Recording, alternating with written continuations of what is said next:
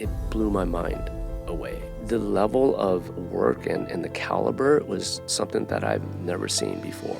This is John Lee, the man who helped create worlds for WALL-E, The Incredibles, Cars, and Toy Story 4. Toy Story was such an amazing film. You know, back then technology was still relatively new and simple, but their storytelling was just so different as well. That's the moment when I decided, I was like, okay, I gotta learn how to do this, because this is some amazing, amazing stuff. So far, it's revealed itself to be just another tool to get us to a level faster. The studios aren't using it yet, but all the studios have announced that it is their intent to really explore this. So it will happen soon. So you think that essentially the studios, they will really encourage artists to start trying it out?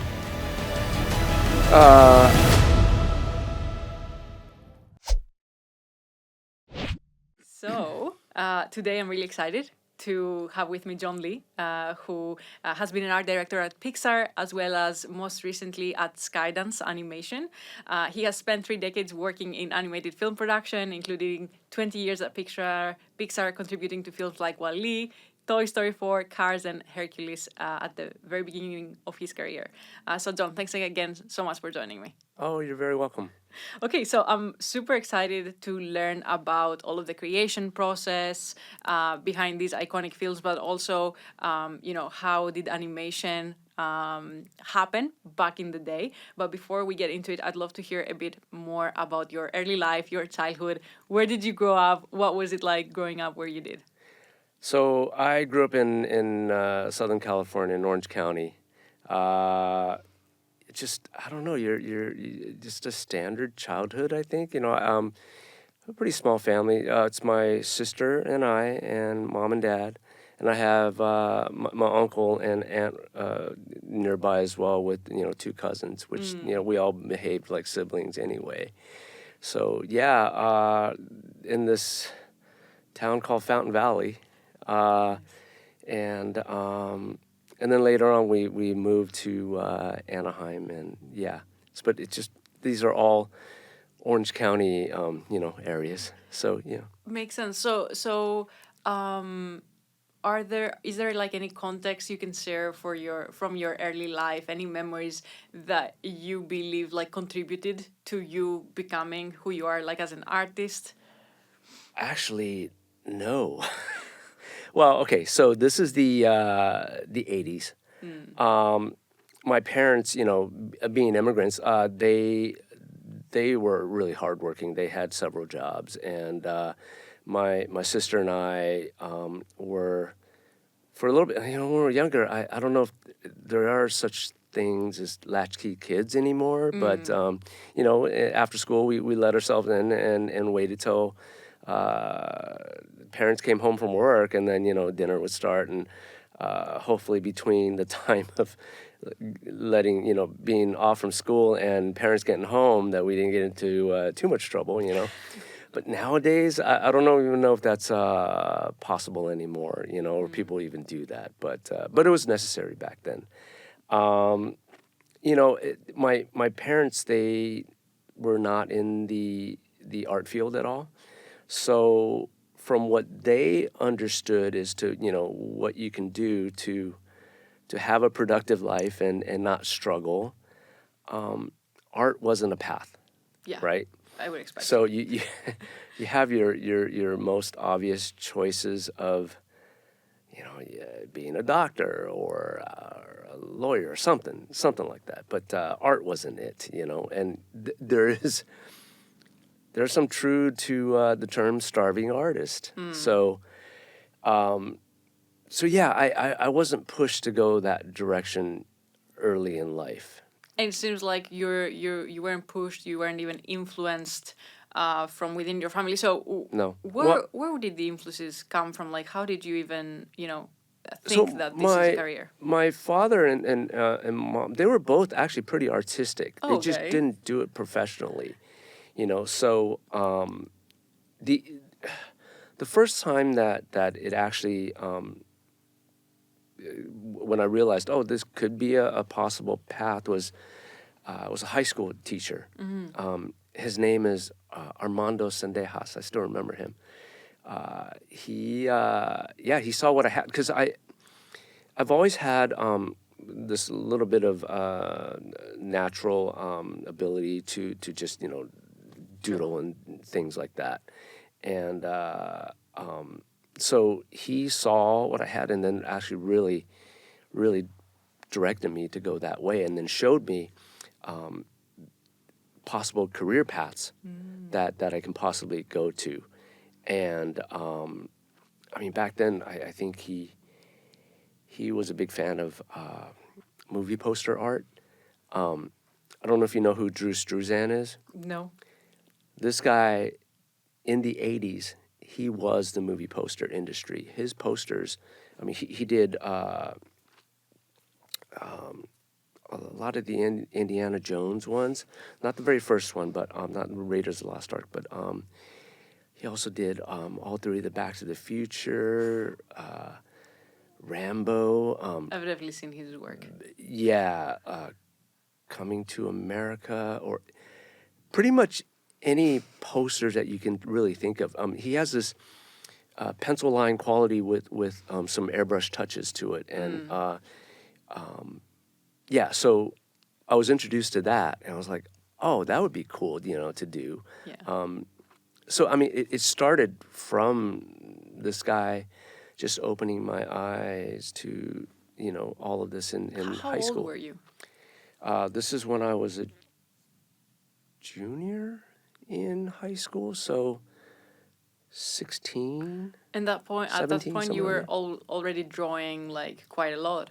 Yeah. For him to notice, yeah. So I was always artistic and crafty.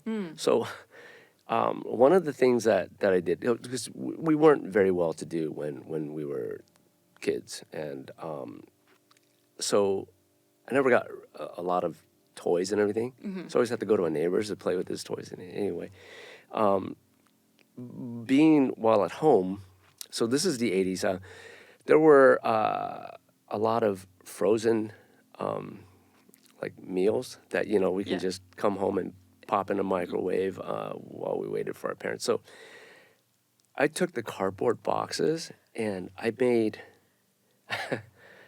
my own spaceships and everything, and just glued things together and kind of made like 3D mock-ups of that. Crazy. I just remember doing that. I had a lot of fun doing that. And you just came up with that. Like no one showed you how to do that. Correct. I mean, yeah. That's impressive. Back then there were no internet. There's no YouTube videos. No videos at all. So, anyway, but yeah. So I think the initial base was kind of always there. So yeah. And you said your parents actually had artistic elements. What were they? Oh, my mom. She was really good with decorating around the house and flower arrangements, and the way she put these plants in these vases was she can also, I've seen her draw, and both my dad as well. They were actually really good. Yeah. Oh wow. Yeah. That's pretty interesting.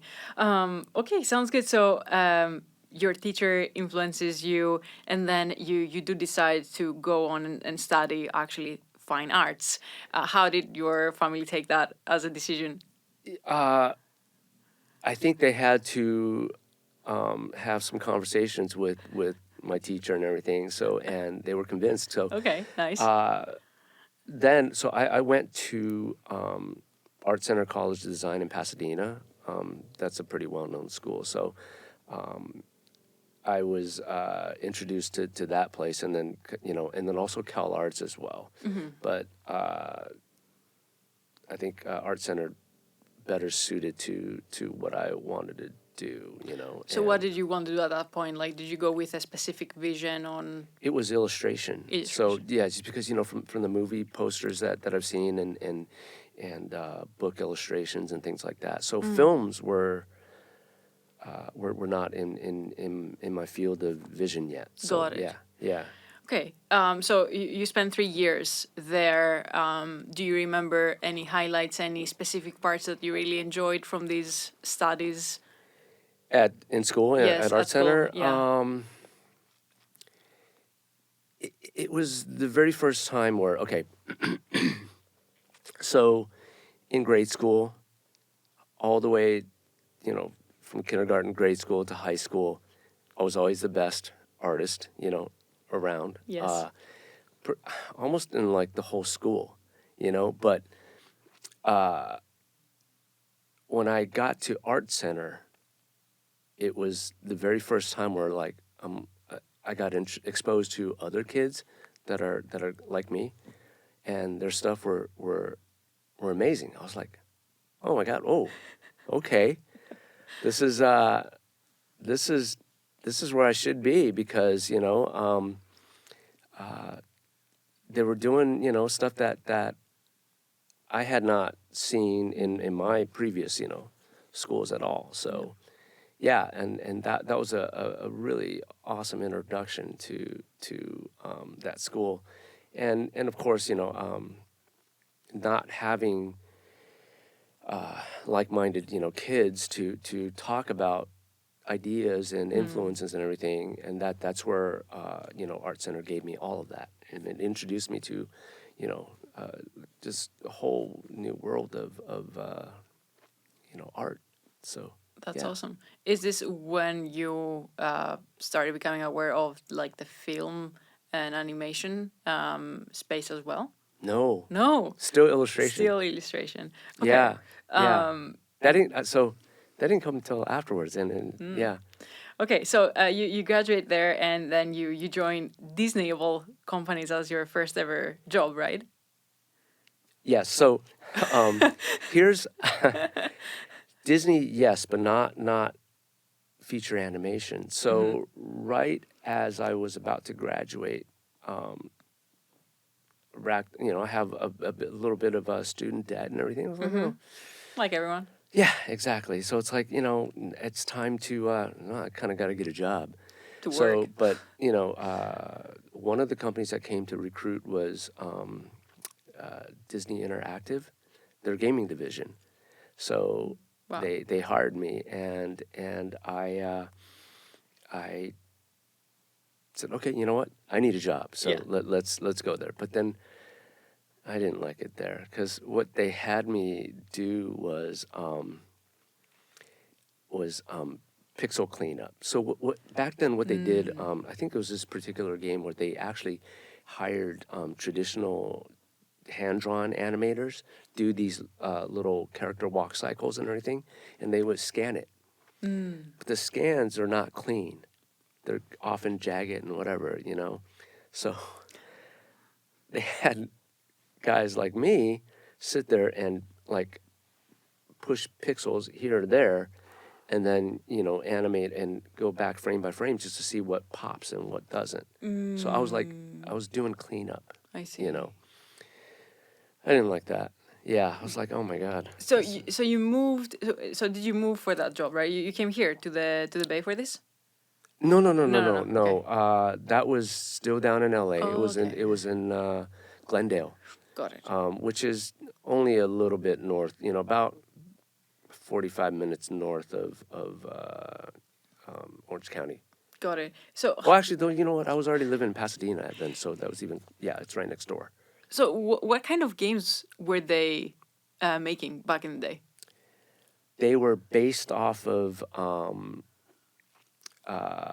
Disney animated features. So I I see. think I had a Lion King game where like I don't know, Pumbaa and Timon walk in, and then I don't know, things would happen, and yeah, Got it. Okay. Yeah. So how long did you spend there?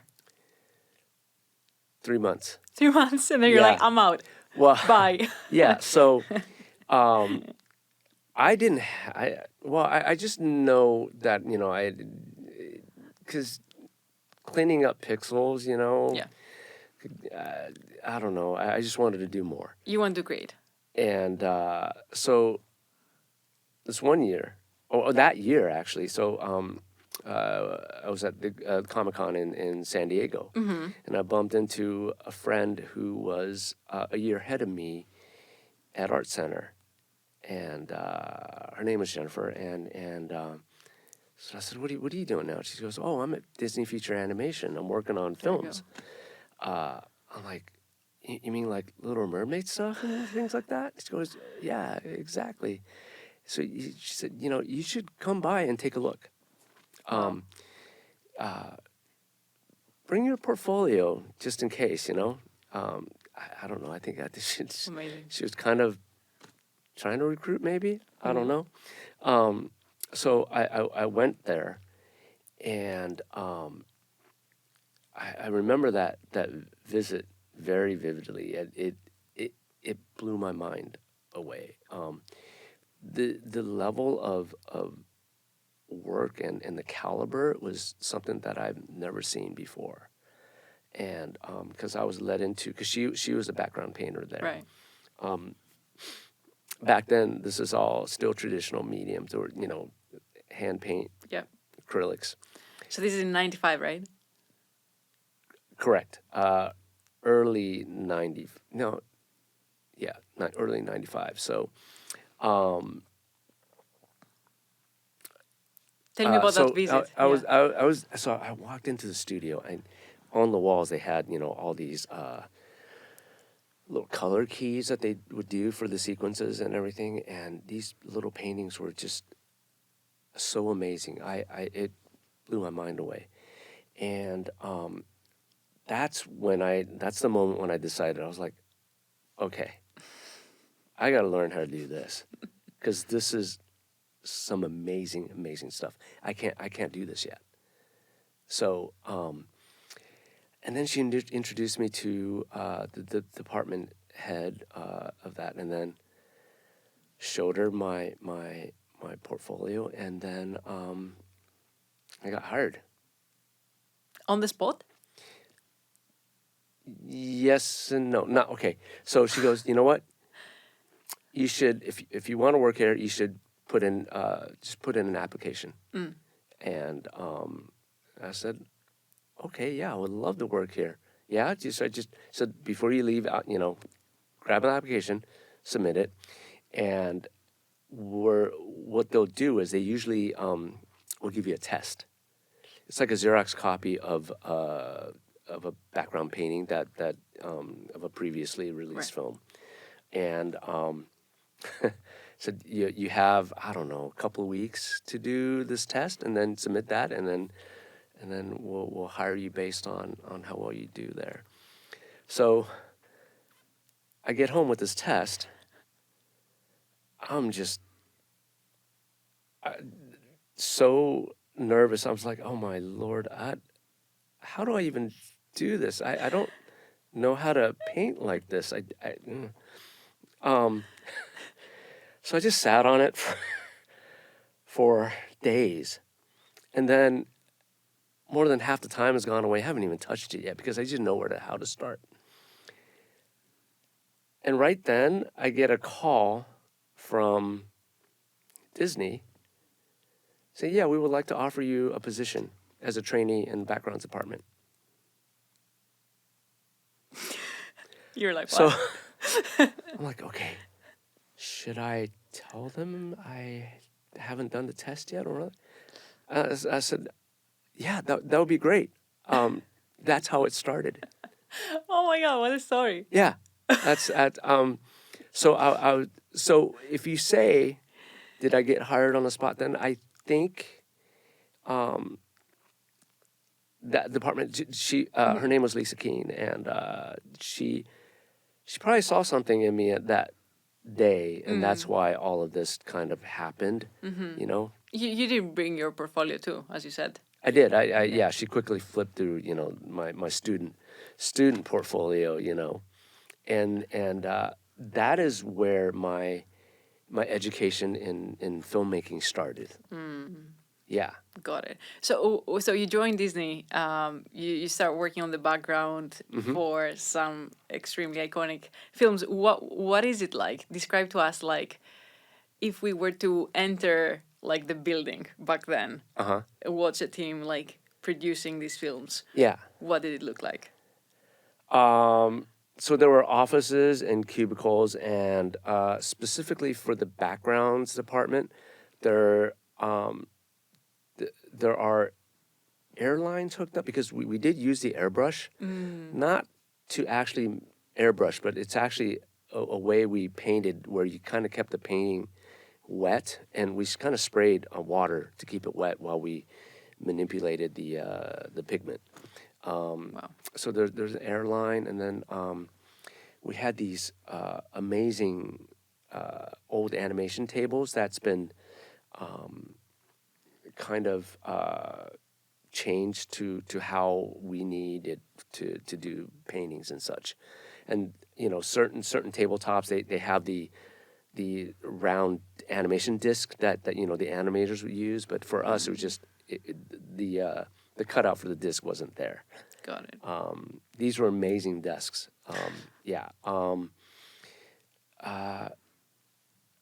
All the paints that we could possibly need. Back then, I don't know how the budgeting went, but we had this supply cabinet with these ultra expensive, high quality sable brushes. I mean, these are true sable, and stuff that when I was a student could never afford in the art stores. I always had to go with a synthetic, whatever, and these were just at our disposal. We didn't have to sign in. We just, if we needed something, we just grabbed it. It was amazing. I was a little spoiled, yeah. That's awesome. I know. So you were working on the backgrounds as like your first assignments. So we were grabbing coffee earlier, and you were telling me how like each artist for each film has a specific like character that he only works with. So like, can you tell us a bit about that? So how many people were working on backgrounds? How many people were working on characters? How did they like spend their time? So the backgrounds department, I want to say we had about 12 to 15 artists. And during the height of production, the majority would be on one film. Because each background usually is a shot, or a scene is they called it back then. And then what you're referring to is to a person being responsible for one character. Those are the animators. So they basically drew only one character because it's extremely hard to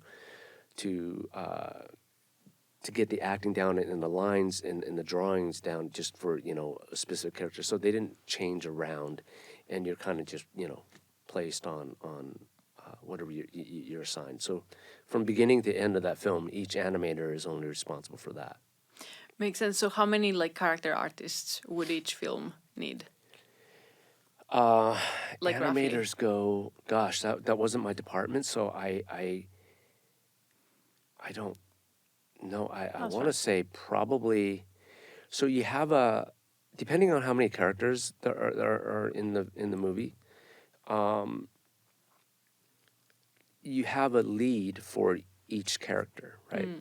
Let's say, I don't know, a film has 5 characters, so you have 5 leads, and then there are several in-betweeners, underneath them, and then cleanup artists and whatnot. So it's kind of a pyramid, yeah. For each character. Correct. What are the in-betweeners? So the in-betweeners, so the animators would do only the keyframes. They don't animate all the way through. So what's missing in between is what the in-betweeners come in and do. That's crazy. Yeah. So like, how many frames would they leave, a gap for? Oh gosh. So just me being in the background part, we didn't really deal with the timing of the film. Right. So I don't think I can You don't know. confidently tell you. Yeah. That's fine. Yeah. I mean, I'm sure it does vary. So yeah. Yeah. This is a question for animators. Yeah. Sounds good. And then so there's the in-betweeners, and then you said there's also the cleanup artist. So what do they do? So what you see on the film is very clean drawn line. What the animators do, it's kind of rough, you know, but you see the motions. Yeah. So it's time. That's the job of the cleanup artist to actually to retrace over the rough drawings and clean it up. You know, and then that's when they would shoot that or. When I was there already, they were already, you know, scanning it in the computers. They're no longer using multiplying cameras and everything. So, but still, what they do is ultra important because if their lines are off, then it's off in the film, you know? Makes sense. Yeah. So during your time there, you worked on some like super famous films, including Hercules and Mulan. Yeah. Any fun stories you can share from those times? You know, Mulan was great. So that was Disney Feature Animation had two, or actually three locations. One there was a Paris studio, one in Burbank, and one out in Orlando. So Mulan was an Orlando production, and the LA team was actually a support team to the Orlando studio, and I got picked for that, and they flew us there. Now I was out there for half a month, just to train and get the style down of the paintings, because it's very specific to that film where the backgrounds are almost watercolor like, sort of like in a Chinese silk painting from you know back then, and so yeah, the style. So there's a little bit of a ramp up, and the small team also we flew out there. They gave us each like a little apartment. It was really lavish. I mean, I was like, wow, this makes. I mean, you still look. I was a 20-something-year-old kid. Yeah, I was yeah. like, you know, and so the studio was actually inside the amusement park.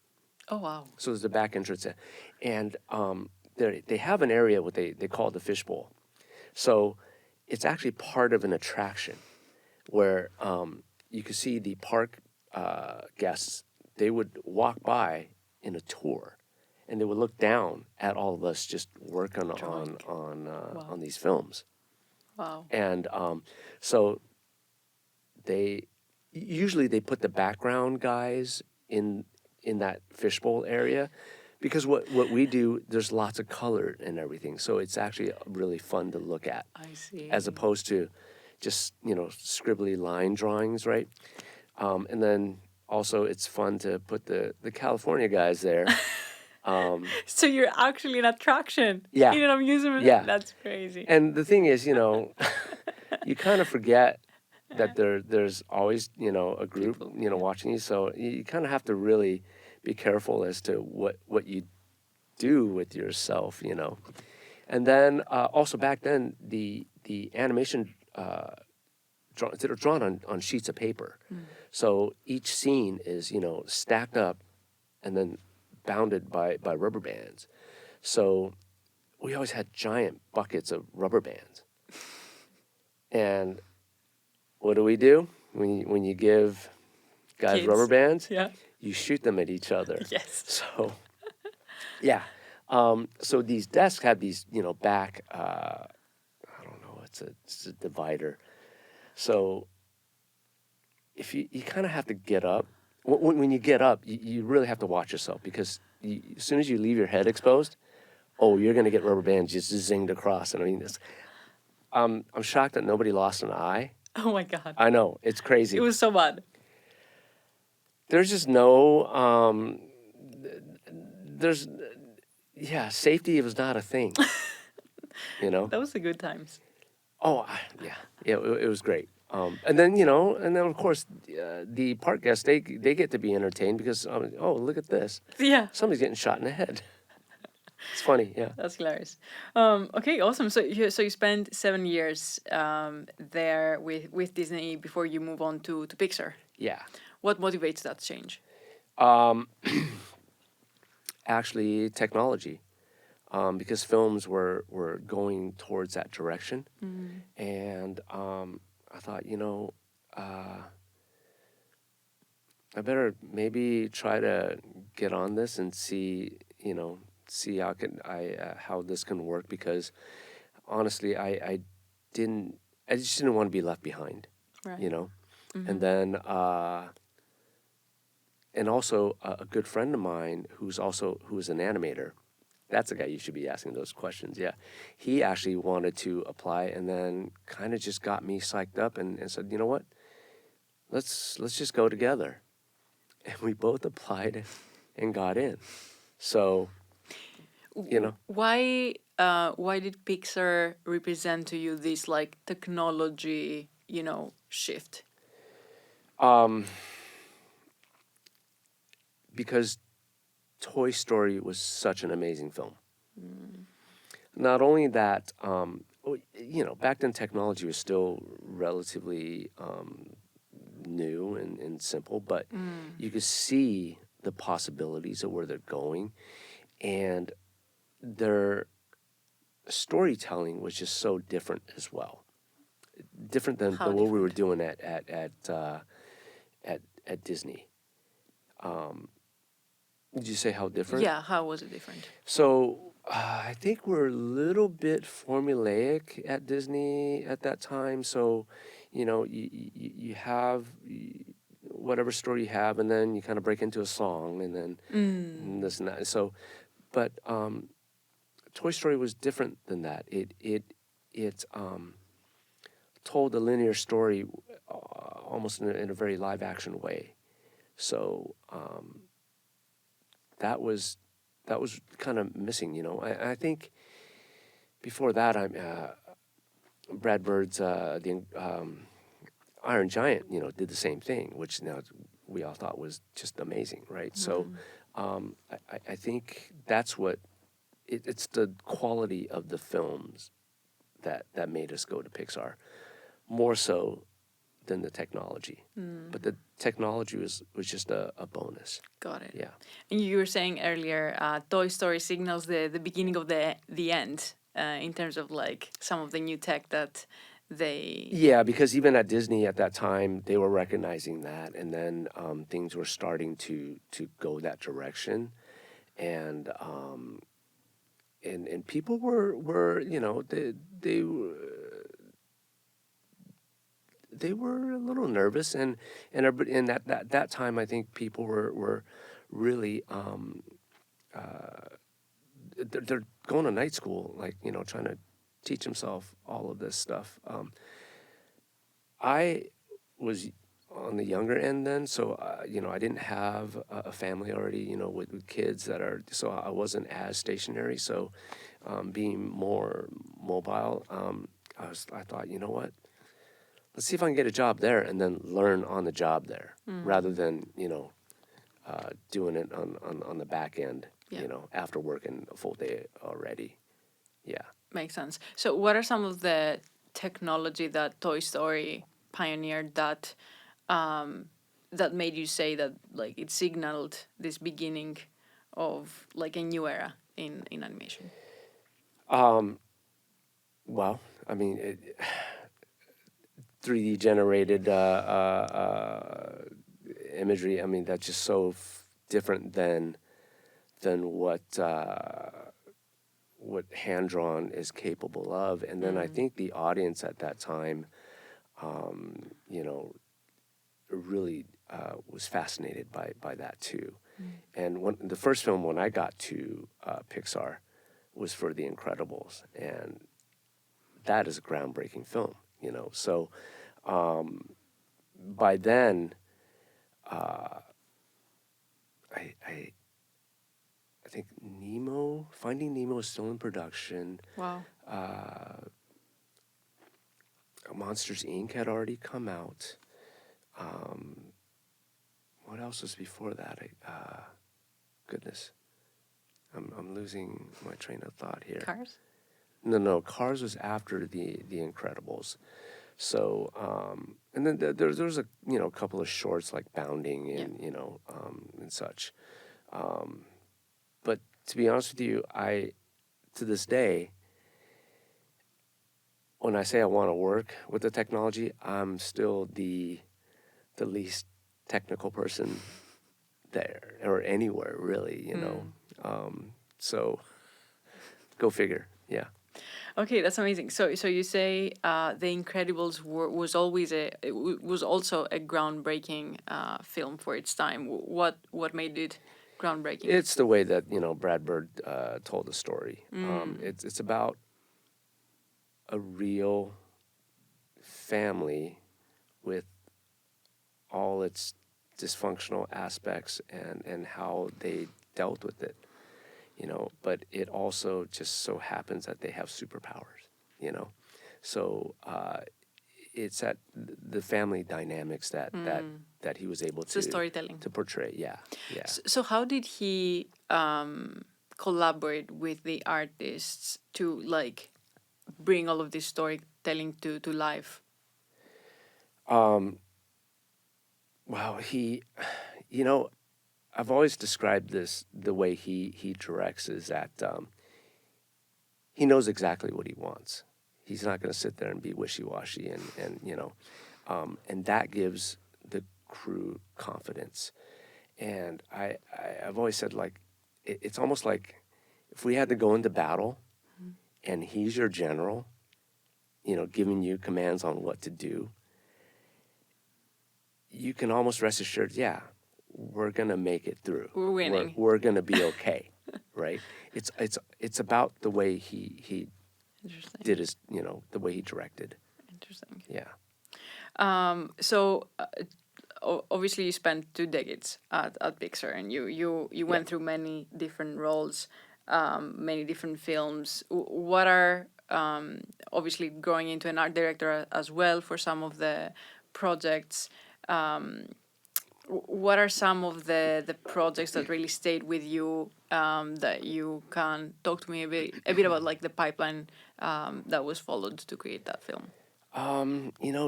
Each film was had its own thing that stood out. I can't really say which.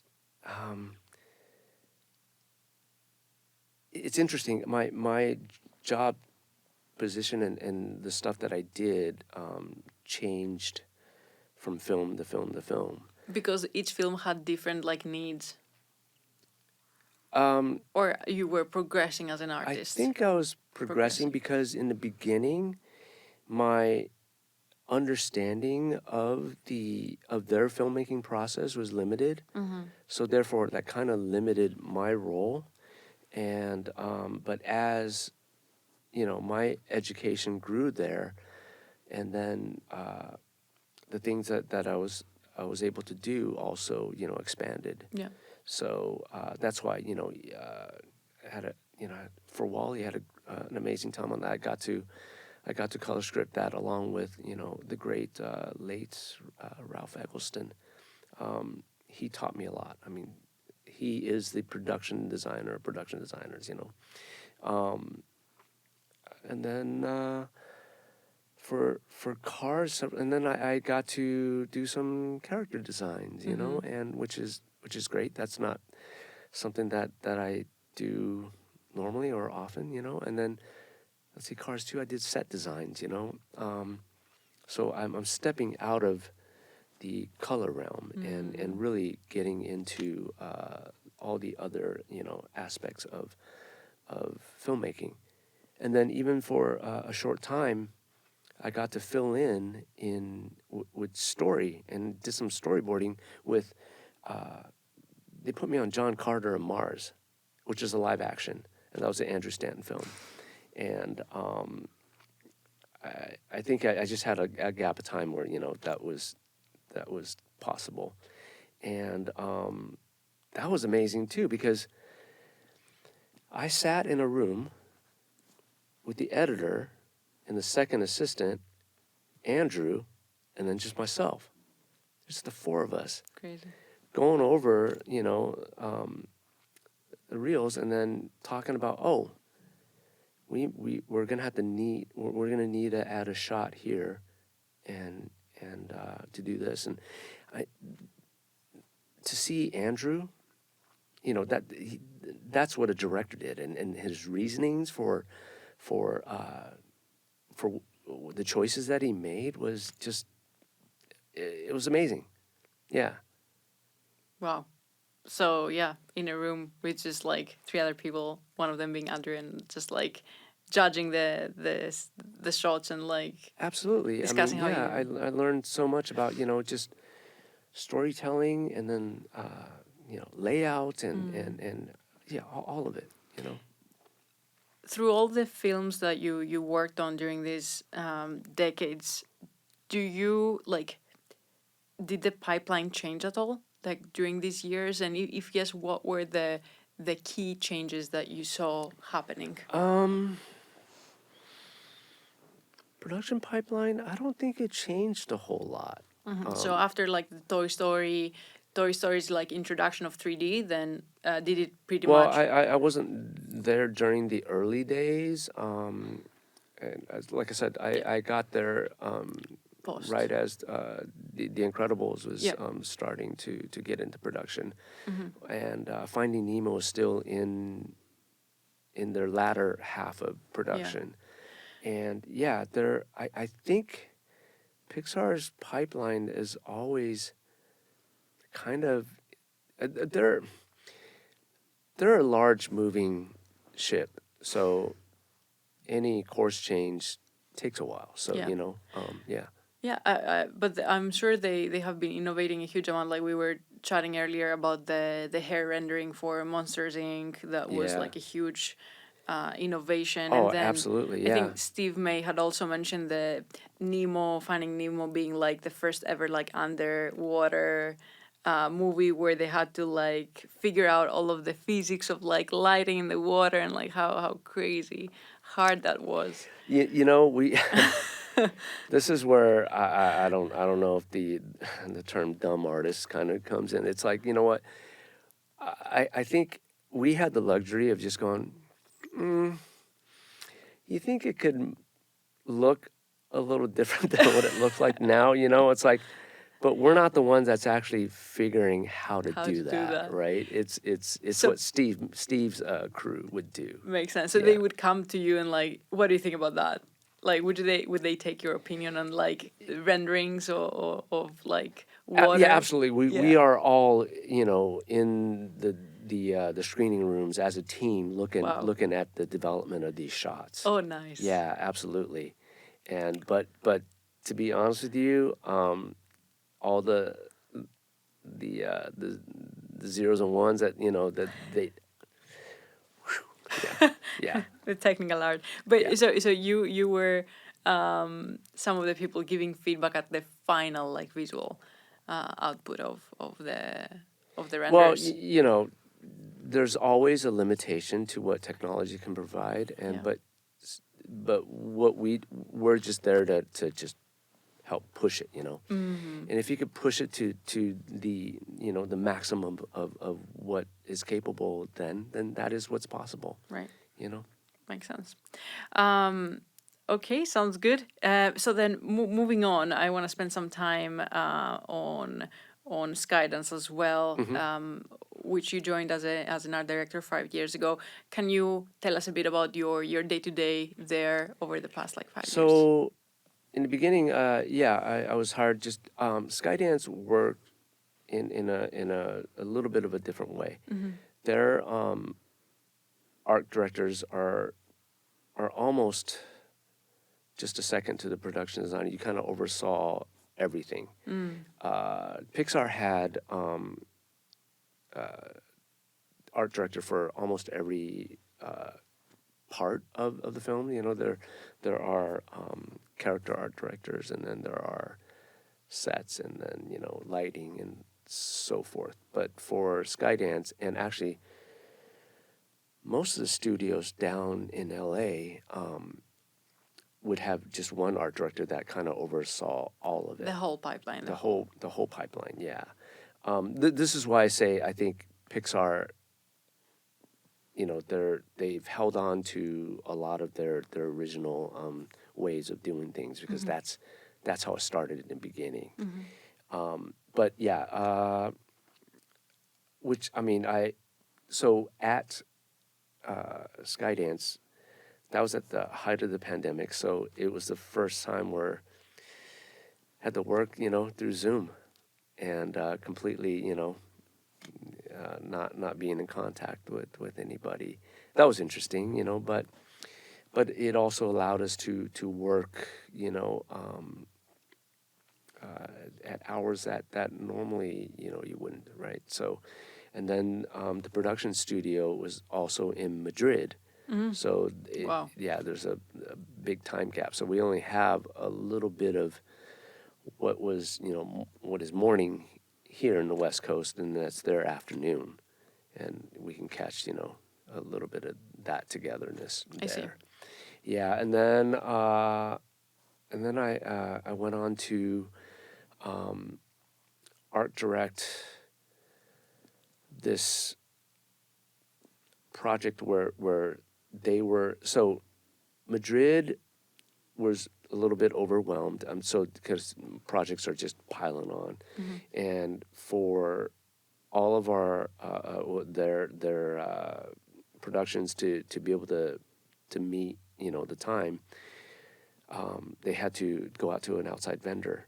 So I was leading that group that tested these vendors. Got it. So we gave them a little test shot, and well, it's actually a scene. It's probably 5 or 6 shots that tested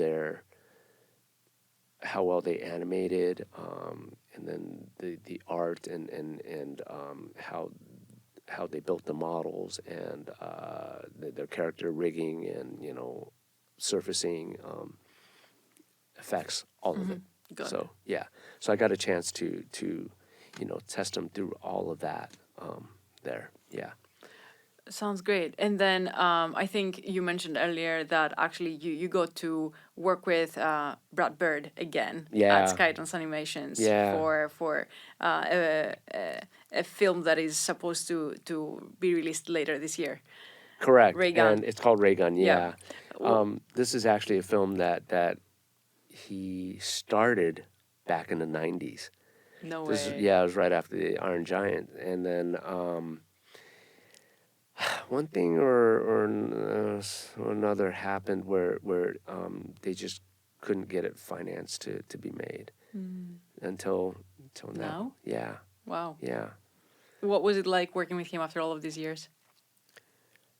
Still the same. I mean, Brad is still Brad. That guy is a powerhouse, and So my job on that film, I just wanted to work with him again. By the time I came on, the art director and production designer had already been picked. So, but they knew, because I was really strong with lighting and doing color scripts and stuff like that. So I helped the production. So the production designer and I myself, we took, we color scripted the entire film. So Wow. yeah, just the two of us, Are you doing excited it. to see it out? Oh yeah, I can't wait. I mean, I've seen some of the finished renders, and Wow. they look amazing. So yeah. Awesome. Excited Yeah. to see that too.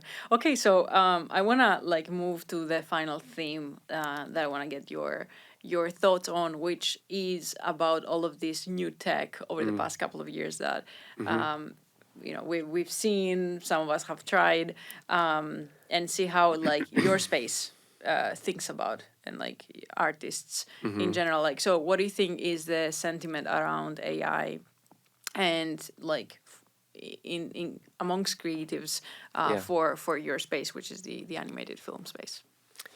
Well, there are a lot of uncertainties and questions and fears, actually. But I think it's just a lack of, completely understanding what the platform can do. And, everybody thinks right off the bat is to be protective of their craft. And it's like, oh, I don't know. This AI is going to, replace us and do the things that we've kind of practiced our entire careers doing. But I don't think I share that same, sentiment because I don't know enough about it. And yeah, so I'm curious to learn more. But from what I've seen, it's so far it's revealed itself to be just another tool to get us to a level faster.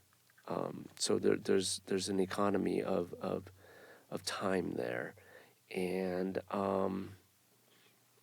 but to really get it to where it needs to be, still needs people like me. So I'm hoping that. So yeah. So until I'm more knowledgeable about that, I'm gonna leave my opinions to be open, and hopefully it's just another tool to make us more efficient. Makes sense. Have you ever experimented with it?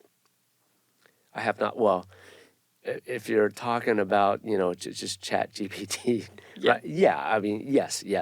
I Yeah. mean, even you know, uh, composing a little statement and things like that. It's not perfect, So It lacks human touch sometimes, even with absolutely, yeah. absolutely, and then some of the stuff that it touches is completely inaccurate. So you kind of have to go in Yeah. and adjust that. But I don't know which platform who's better. I don't know. There's OpenAI, there's Yeah. ChatGPT, and there's I don't know who else. But Have you ever like in your space? Do you see people like experimenting with the you know, like artistic part of it, which you could say is like all of this image generation, like aspect of AI? not professionally. Not professional. The studios aren't using it yet. But however, all the studios have announced that it is their intent to really explore this. So Interesting. it will happen soon. But as of now, professionally, no. So you think that essentially the studios, like from a leadership like point of view, they will like really encourage like artists to start like trying it out? I wouldn't think that they would do it just on an individual basis. Probably, again, I'm guessing here because we haven't. I mean, no studios that I've been at have actually implemented that Yeah. yet. So I'm sure they're going to go with a specific vendor to Provider. start to provide that process, and it will be rolled out company wide as opposed to individuals. Yeah. Yeah, Okay. yeah. It's that's what I'm guessing. So I can't say for sure. Time will tell. Time will tell. Yeah. And then like, do you foresee any unlocks for your like creative process or the creative process in your space from everything that you've seen so far on the AI like front? Specifically to what I can see it. Like I said, it's gonna probably generate something that is close to being acceptable. Then we have to go in and make the adjustments, which is kind of what I already do anyway. Because if the lighters, take my key and start lighting a shot, Interesting. it's never, not even ever once where it's like right on to where where I'm thinking, right. It's Interesting. there's always there's always more collaborating that we And more can do. creative direction that you need to input, right? Yeah, absolutely. And then even through that collaboration part, new things can come about from that, just from myself and the crew and or the other individual that I'm working with, then can come up with, and to make the shot and the scene and then the film better. So I think that process can never. I think it'll never be replaced. And we were chatting earlier, and you made a very nice analogy with animators like 10 years ago or so being very, very worried about motion capture. Yeah. What was that time I like? do remember that. That was, I don't know, maybe a little over a decade ago. Yeah. Oh my goodness. So at Pixar, they even made shirts. I forget. Like motion cap search.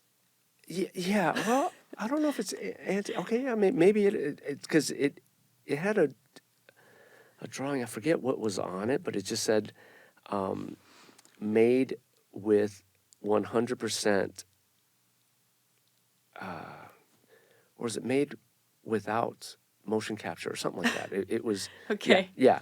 I can't remember Oh, exact okay. phrase. Yeah. Okay, I see. Like their animation of their human bodies. It was. Yeah. Okay. It was like like a food item, completely free of whatever Right. ingredients, right? Yeah. Yeah. Gotcha. It's completely organic or something like Yeah. that. Yeah. So how did, like, did you see them going through this change of like warming up to the tech and like actually embracing it, and how did that look like? I think the fear of or the backlash of mocap kind of went away because it